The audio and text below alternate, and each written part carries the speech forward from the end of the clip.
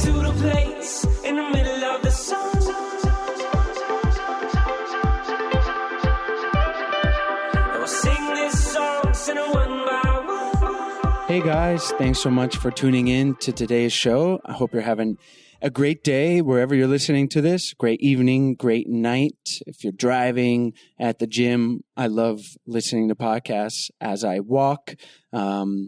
Watch where you're walking and enjoy today's show where I welcome Lauren Reitsema and her mom, Joneen Mackenzie. And Lauren and Joneen and I get into all things relationship skills. And based on their book, Relationship Essentials, we have a free-flowing conversation about how to feel heard, fight fair, and set boundaries. All super important things that you can apply today to your relationship if you're in one or to your future relationship. We talk about what to do if you're in a long-term relationship, but if you're in the early dating stages, some things you can do to set the tone for the rest of the relationship that I really enjoyed. I love this conversation. I love the dynamic between Lauren and Joneen, and I know you guys will too. And as always, thank you guys so much for tuning in. Enjoy today's episode. Today's episode is brought to you by our online course, Spark My Relationship. Do you guys want to create more passion, improve your communication, and build a stronger, more intimate connection with your partner in less than 90 days? Yes, sign me up. Then you guys need to check out our online course, Spark My Relationship. It is an online course, like I mentioned, that we created with over 15 therapists and psychologists to bring you guys the strategies marriage therapists teach their clients. We talk about it on the show. Relationships take work. Sometimes they function pretty easily and you coast along, but we've found the reality is you have to do work sometimes and to make them better, to change them so that they're more satisfying for both partners. And you've made it here. You've made it to listening to our show. So you guys probably already know that a little bit, but what you might not know are the specific tools and exercises that you need to create those lasting and positive improvements in your relationship. And like Chase said, change does not happen on its own. It takes hard work. And that's why we created the course. Spark My Relationship is designed to infuse your life and relationship with fresh passion, skills, and wisdom. And it's a self-paced journey that's perfect for turning up the heat, having some fun together, and revolutionizing your intimacy and communication. And just some tools and strategies that the course includes is how to eliminate unhelpful old habits, develop mindful awareness to help improve your stress management, learn healthy and successful communication tools, create a deeper and more intimate bond, and strengthen your couple microculture, which you will find out what that is. In the future together. So for our listeners only, we're offering a special of $100 off the course. Visit sparkmyrelationship.com/unlock to unlock your discount. And there is a 30-day money-back guarantee, so there really is no reason to not give it a try. So go to sparkmyrelationship.com/unlock for $100 off.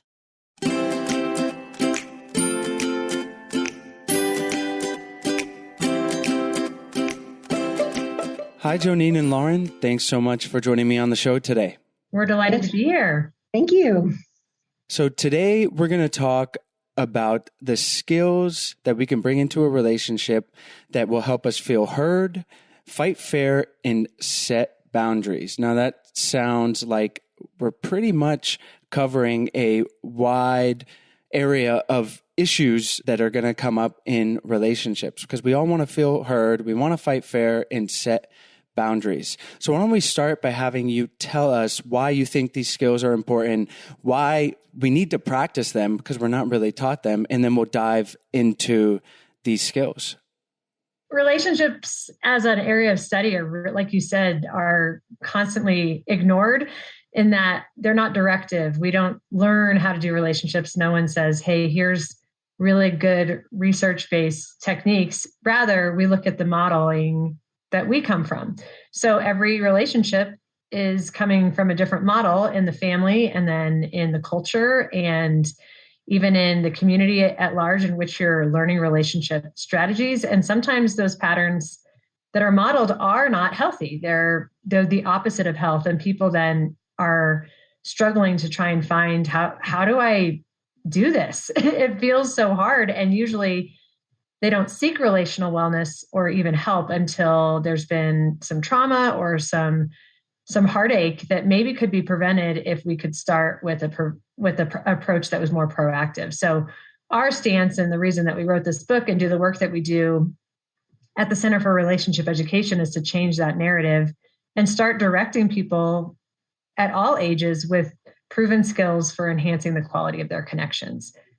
I love it. And it's why I love doing this podcast. I said in the pre-show, like, I don't give the advice. I'm just right here along with our listeners, getting the information because we're not taught this when we're growing up. And even if we are taught it, it should be like a constant practice and learning because it's hard and it's important. And we want to be able to better relate with the people in our lives. So let's start with how we can feel heard and develop that skill. And I have a feeling it comes with communicating, not just saying, hear me louder. That's not necessarily the key. So how can we feel heard by our partner? Well, first of all, you need to have a little bit of self-awareness. You need to kind of know what it is that you need to say, what you want to be heard about. So I think that you need to work on yourself around what is it that I want to communicate? What is the challenge that we're dealing with? What is something that I want to share with my partner? And you kind of have to figure it out in your mind and then speak it out loud. But you have to speak it out loud because no, it's not fair to allow somebody or to try to make somebody a mind reader. So one of the things that we teach is who are you? What is your, what do you want? What are the things that you want out of a relationship, a friendship? What do you want from your family members? And we kind of go through those exercises of really defining things about you, what matters to you, what your value statements are, what your ideals are, what you want to be to this person. And obviously, all of us as humans want respect. We want to be known. We want to have emotional safety. And that doesn't happen by accident. So a lot of the skills that we teach is how to get to those places of creating emotional safety, letting your partner know before you even speak, I'm going to say something that might trigger something in you, whether it's anger or emotion, some kind of emotion or worry, and you preface it with, I'm going to do that. I'm going to say something here, and I want you to listen to what I have to say, and then we'll have a conversation about it. Because most people, when they have a conversation or are in a place when life is so busy, it's not a response, it's a reaction. In order to be heard and to communicate well, we need to try to elicit a healthy response, not a reactive place. So those are some of the skills that we impart to the people that come to our workshops or the people that we train to do workshops on our behalf.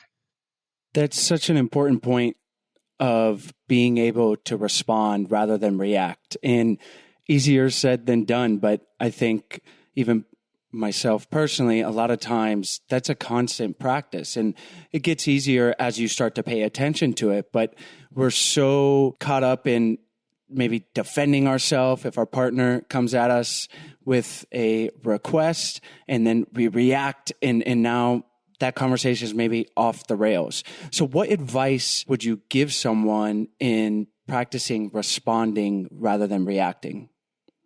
I love what you said about the practice, because I think people make an assumption that you just are naturally gifted at listening. And it is something that, as a parent to a toddler all the way through an 11-year-old, anyone who's parenting or co-parenting or single parenting knows that kids don't listen the first time. Well, adults don't either. We have to actually train our brain to really figure out the motive for the communication in the first place. As Joneen was talking about, it's true that it's not just the words that you're listening for, but what am I actually needing to accomplish in getting my heart across to this person that I care about? And one of the things that we like to say and remind people is to check your motive for the relationship protection rather than your personal protection. If you're protecting the relationship, trying to fight for partnership, then neither person has a one-up on the other. Neither person has more power. Neither person has a bigger ego because you're fighting for the same thing. I'm a big sports analogy person. I love watching professional sports in a great game where you've got this underdog and this rival. And one thing we always like to point out is in romantic relationships, especially, you're not fighting. It's not offense versus defense. It's you're either on the offense together wearing the same jersey, or you're defending your values as a couple together. And when we lose sight of that team collaboration, we actually start to protect our independence instead of our interdependence. And we start to protect our ego instead of our partner. And anytime that I find myself defending my ego, which is kind of often, I have to stop and reframe looking at my partner and saying, I am with you. We're in this together. And my role and goal is to lift you up because you are important and necessary for my well-being. And I think we're so independently driven in this kind of Western American culture, at least, where we're more likely to protect individualism than the collective coupling that is required for a healthy romantic relationship. And just to build on that point, I'll give you a great example. My husband would like to go out for a walk. I'm walked out. I don't want to walk. I don't want to be in the cold. I want to come home from work and relax. I don't want to walk. So I don't want to do that for him, but I need to do it for the relationship. In other words, I see three entities. I see me, I see him, and I see the relationship. And to Lauren's point, to build on Lauren's point, what are we going to do to nurture the relationship, and to see that it's like a triangle rather than just two people, and he does the same for me. He doesn't, necessarily. He's not a coffee drinker, and I love coffee in the morning. So what is he? He doesn't necessarily want to get up and make me coffee, but he does it for the relationship. Does that make sense? It makes a lot of sense. And thank you guys for these great illustrations, because it is so important. And I love the team aspect, because it's helped me a lot personally of wanting to defend the ego. Lauren, you said sometimes you have to defend your ego. It's like, oh, you're a human being because we're wired this way. And if you can check yourself and check in and go, okay, I'm noticing I'm trying to defend myself, and my motive is for me, instead of we. And one of the phrases I like to use is say, hey, I want to be more connected to you. I feel anxious when you do this and this, and I want to be more connected. So it's like the I statements and saying that positive thing of like, I'm feeling this thing that's negative, but I want to be connected to you. So it brings it to the we. And then your partner, or if I'm on the receiving end of that, it's like, oh, I'm not feeling attacked. It's like they just want to be closer to me and to improve the we. So it's such a valuable switch that if we can train, but it takes constant practice. Before we continue on, we're going to take a short break to tell you about our sponsors. Today's episode is also brought to you by Field. Are you searching for a dating app that actually encourages you to embrace your sexual side? Whether you're single and searching for a new connection, or in a relationship and looking to spice things up with a third, you need to check out Field. Field is an alternative dating app for couples and singles. As the largest dating community of progressive humans across the globe, Field connects the curious and the open-minded. Field has built a community for awesome, ethical, and honest people and aim to create a world where everyone can explore their desires without judgment and design the relationship they want.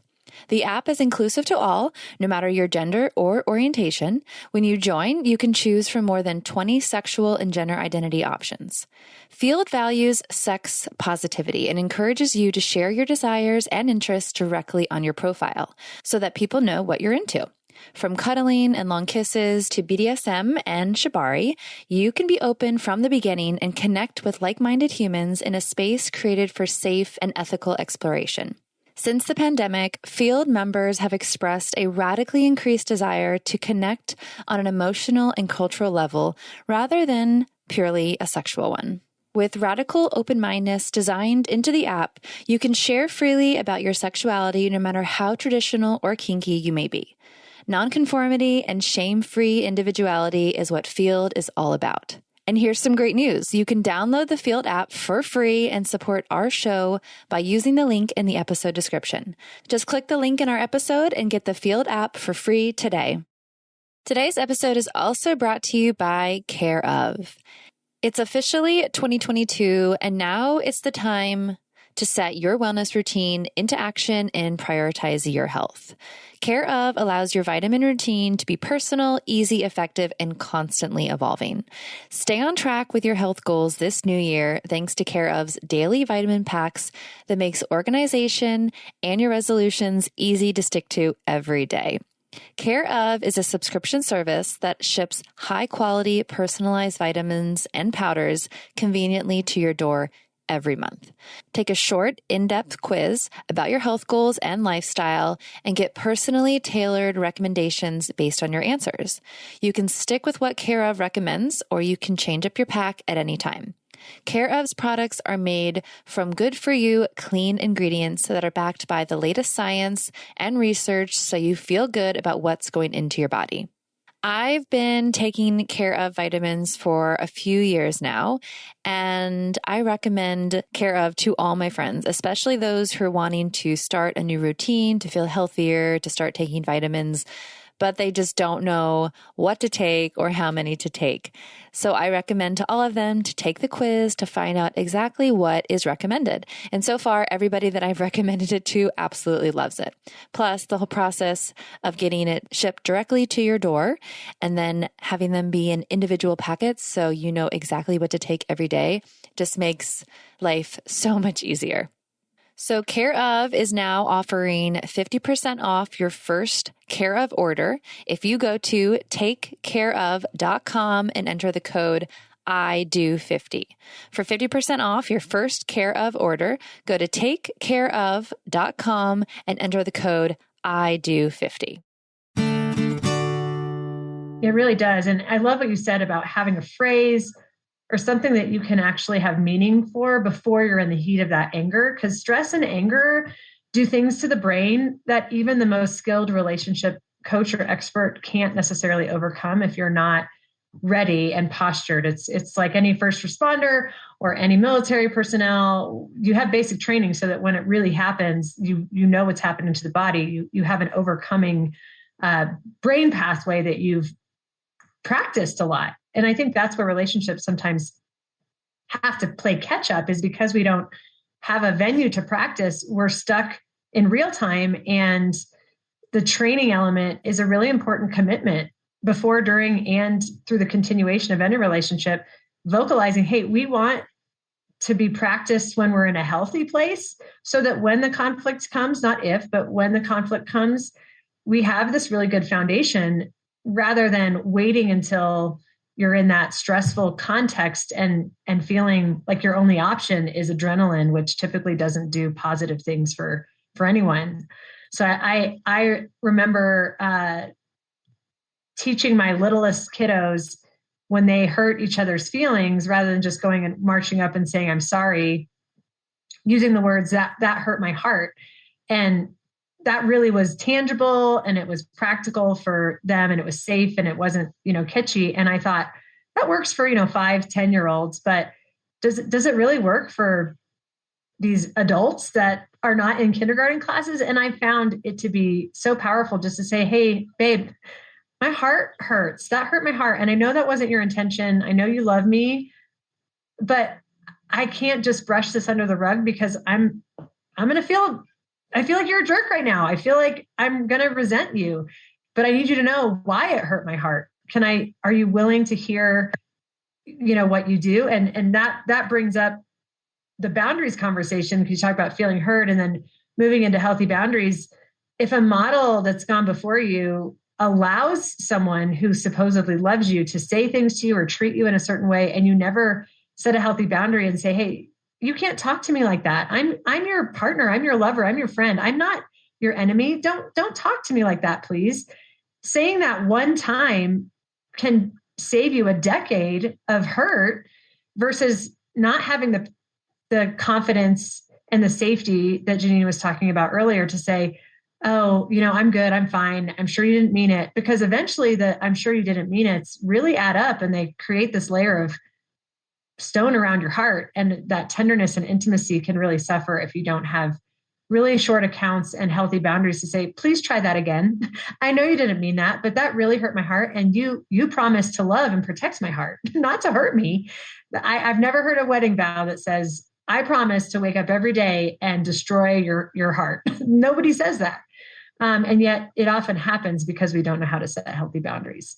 And to put some meat on this and to make it very practical for a daily walk in a relationship, whether it's a friendship, whether it's a collegial relationship, or whether it's romance, is I'm a nurse by trade. And so in medicine, everybody has heard this in a medical world, 1 to 10, where is your pain? And doctors and nurses do that because once a patient or client says what they are from 1 to 10, it's very concrete. The provider knows what to do next. And so we did in our work, one of our signature activities is 1 to 10, where is your heart? And it's a little check-in. It's a little check-in of, I might have been wounded by something that was said or some facial gesture or some eye rolling or nonverbal communication. And we don't have time to deal with it right there because we're with another couple or we're somewhere that it's not appropriate to have, a conversation. But when we get home, it's okay. Where is your, 1 to 10, where is your heart? And it's just a check-in before you go to bed. It's a check-in when you get up in the morning so that little things don't start adding up and start decreasing your safety, the love that you have for your partner.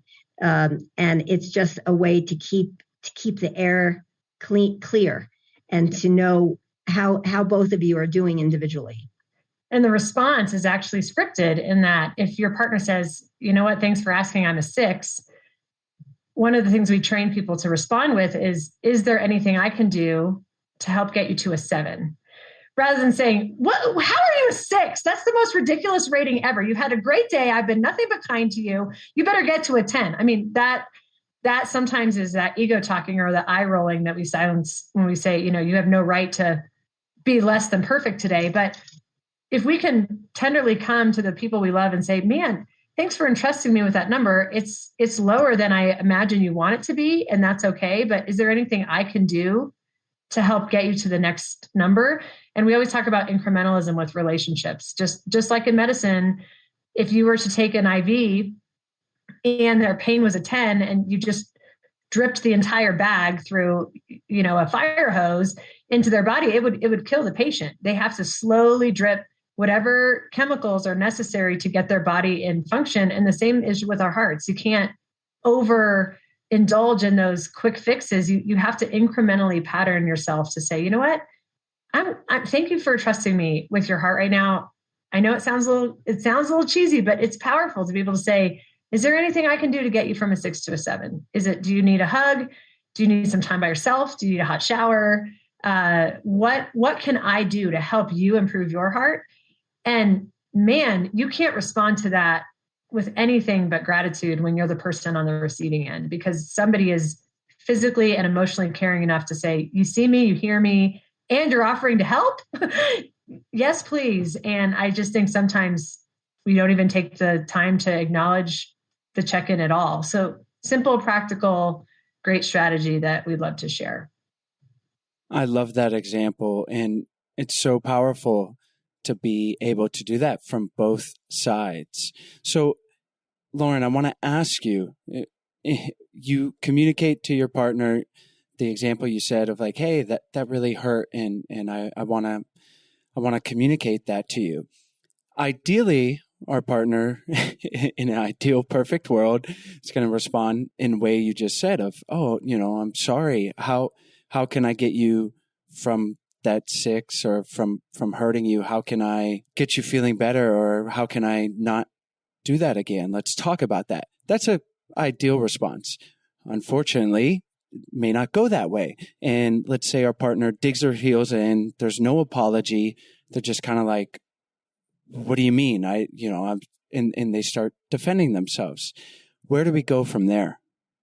Well, I actually have experienced what you're talking about, because like you mentioned, we're all human and we're not perfect. And anything that you talk about in a structural sense is typically more of the mechanisms of practice so that you have a little bit of margin and a bell curve to pull from when the heat of the moment is there. So one of the things that is just a wonderful strategy that actually was coined by the research of Dr. Scott Stanley at the University of Denver. It's probably not the only communication strategy that's known in this, but it's just taking a very intentional timeout and using those words and saying, rather than withdrawal or walking away or avoidance that can sometimes be very passive aggressive and destructive. If you're not in a place where you can have that healthy safety, or you're both over stressed, which is very common, and stress does not do good things for relationship communication. One of the things that we advise through Stanley's work is to just say, hey, you know what? I just need a timeout. We need to take a break, but setting a time to deal with it that's very intentional, that's on the calendar, as if it were an appointment at work that you could get fired for if you didn't show up. Say, hey, when the kids go to bed tonight, we're going to turn off the TV. We're going to go into that comfy chair room in our house, and I want to try and hear you.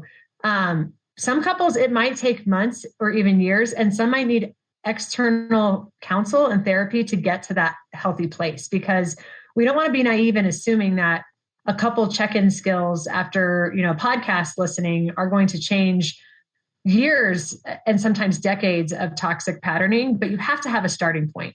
So what we like to do is just say, you know what? I do this with my kids all the time when they have a really hard morning and we are just escalating and everybody's melting down before they even get out the door for school. Sometimes we'll all go back in our bedrooms and I say, okay, we need to take a time out. Let's do a do-over.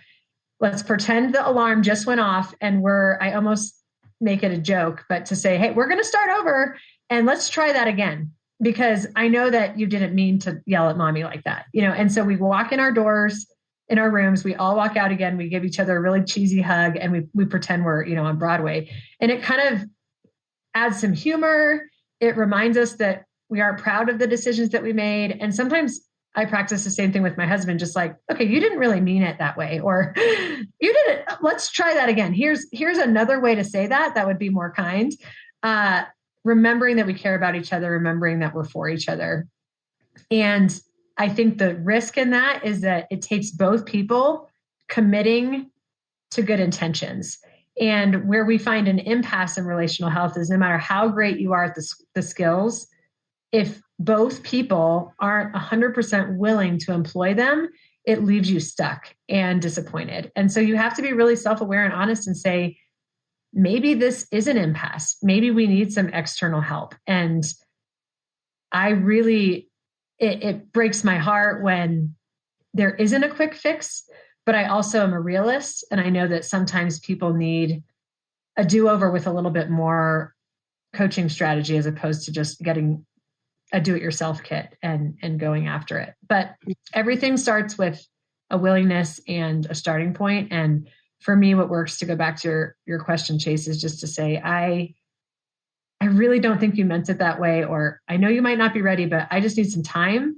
But I'm not going to take so much time that we discount the importance of this conversation. So let's pick a time to revisit this conversation. Right. And just to amplify Lauren's example of the willingness, it also takes skills. And when couples are dating, this is a great time to do this because there's a high motivation when you're dating. It's high fun. You don't want it to be work. You want it to be fun and humor.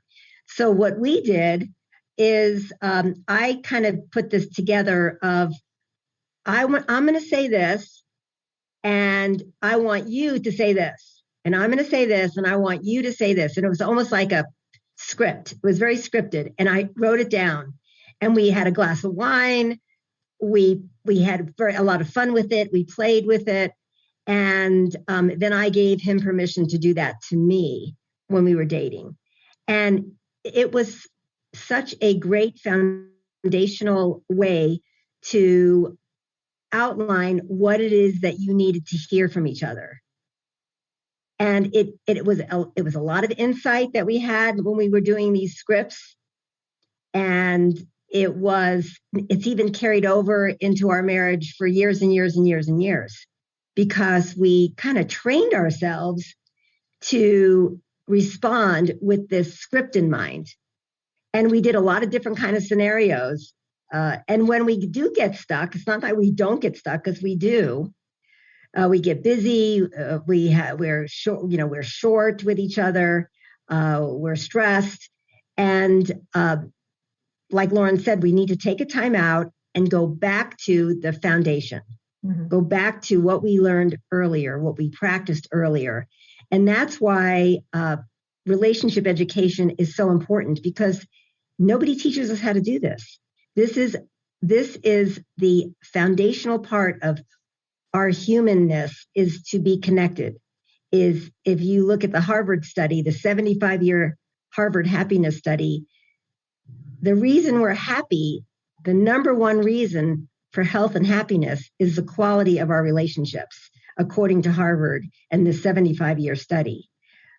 So this is so important to our mental health, to our physical health, to our emotional health, and to our wellness, to be able to have healthy, satisfying relationships. But it takes skill and it takes practice. And I love what you said there about going back to the beginning in that dating honeymoon season of a romantic relationship, at least, because it's that season that's the starting point that sometimes people need a refresher for when they get so bogged down with the weight of not being able to grasp that fun butterfly sensation anymore.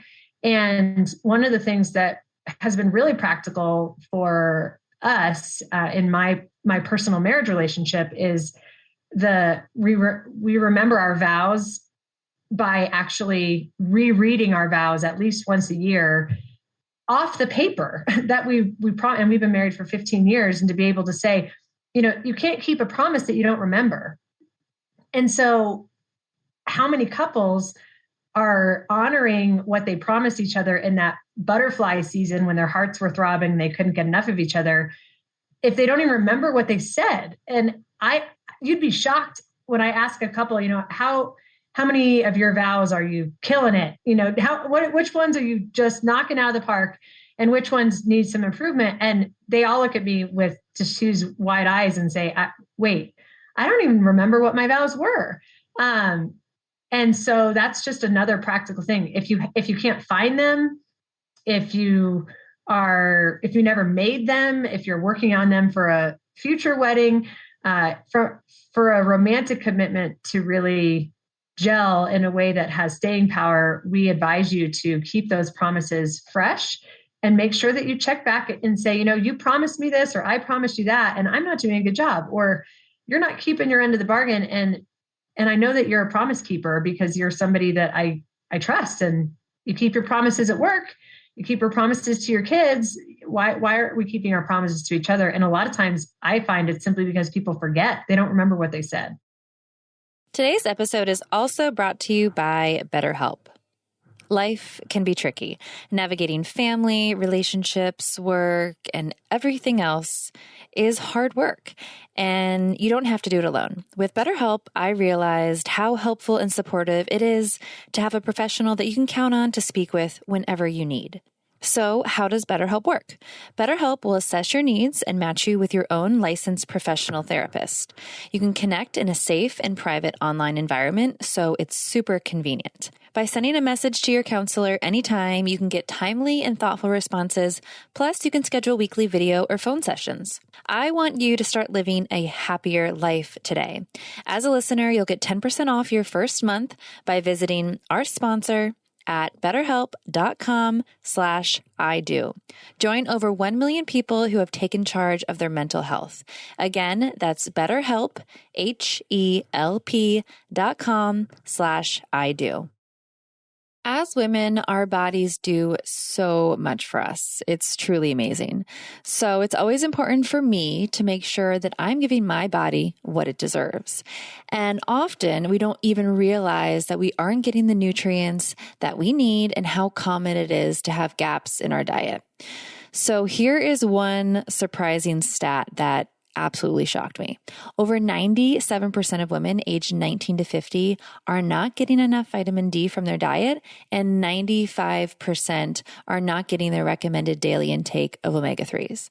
And so after hearing that, I figured I was probably within that 95 to 97% and decided that I needed to make a change and I needed to start making a ritual of taking my multivitamin. And since I made that change and started taking Ritual's Essential for Women Plus multivitamin, I have been feeling so good. After extensive research, Ritual created a multivitamin full of nutrients to help support brain health, bone health, blood health, and provide antioxidant support. But they didn't just stop there. They invested in a gold standard university-led clinical trial to prove the impact of the Essential for Women's 18 Plus multivitamin. And the results were pretty amazing. The multivitamin showed an increase in vitamin D levels by 43% and omega-3 DHA levels by 41% in only 12 weeks. Ritual is committed to third-party testing from USP and the Non-GMO Project, traceable and vegan-friendly ingredients, and always clear communication, no shady stuff. And one thing I love about Ritual's Essential for Women 18 Plus multivitamin is that there is no other vitamin I've tried that has a mint flavor. The mint tab in every bottle keeps things fresh, so it doesn't have that nasty aftertaste, and it actually makes the experience pretty enjoyable. Right now, Ritual is offering our listeners 10% off your first 3 months. Visit ritual.com/ido and turn healthy habits into a ritual. That's 10% off at ritual.com/ido. One of the things that's been really important for me to internalize is that it's not up to our partner to treat us how we want. It's up to us to communicate. We can say, "Ow, that hurt." Use I statements, communicate like we're saying. But I just want to emphasize this because I think it's so important with this whole theme of that it's not up to our partner to treat us how we want. We can say it, but I say that because with all this relationship advice that I'm getting, that we're giving to the audience, it's great. And we could communicate perfectly. And then our partner can still hurt us, and they probably will. And when you get to that impasse, you have to either accept the pattern, whatever your partner is doing. You can't change them. And then that, as you mentioned, maybe it's time to get a third party. I'm speaking about myself, but I'm speaking to those people that are like, "Oh, this all sounds great and I want to do it." And they're doing it, but it's just really frustrating, and their partner's still hurting them. And maybe they're trying to just, man, if they would just treat me more kindly and say this, this, and this, and we wouldn't fight. And that's external control, and that's not going to solve anything. You're trying to change them. So it does reach a point where maybe you need to bring in that third party. And then maybe that's a relationship that is not working and it's time to move on. And this podcast is dedicated to making relationships work. But I think that's an important thing to remember, that we can't change our partner, and that there is a point where we need professional help. And then there's a point where maybe it's just not the relationship. That person is not the person for you, or the timing's off. And I just wanted to insert that and maybe hear your guys' thoughts. No, I think that's really profound and quite accurate, in that the assumption that anyone, no matter how long you've been together, how many deep conversations you've had, nobody can ever read your mind at any point in time except for yourself. And going back to the boundaries conversation, boundaries get a bad rap because they actually have limits. They're hard lines that you cannot and should not cross. But ultimately, boundaries allow us to enjoy life. And they're helpful for the people who are trying to interpret what we need. And if you haven't ever, or if you need to revisit it, if you've broken a lot of boundaries or let something slide just because it's more uncomfortable to have the harder conversations, it'd be a great time. Maybe hearing this content is motivating you to just sit down with the person that you love and say, hey, I want to revisit, what are the non-negotiables? What are the things that I need, that you need, that we promise to help meet for each other? And let's start from the same place, because we're both attributing to the pain. It's not one-sided, like you mentioned, Chase. We're both partners in this. And that means that I've unintentionally hurt you, and maybe you've unintentionally hurt me, or maybe it is intentional and we've turned on each other and we want to make our way back. I love speaking in metaphor, and I think analogies really help me. And one of the tools that we actually wrote down in a chapter of Relationship Essentials had to do with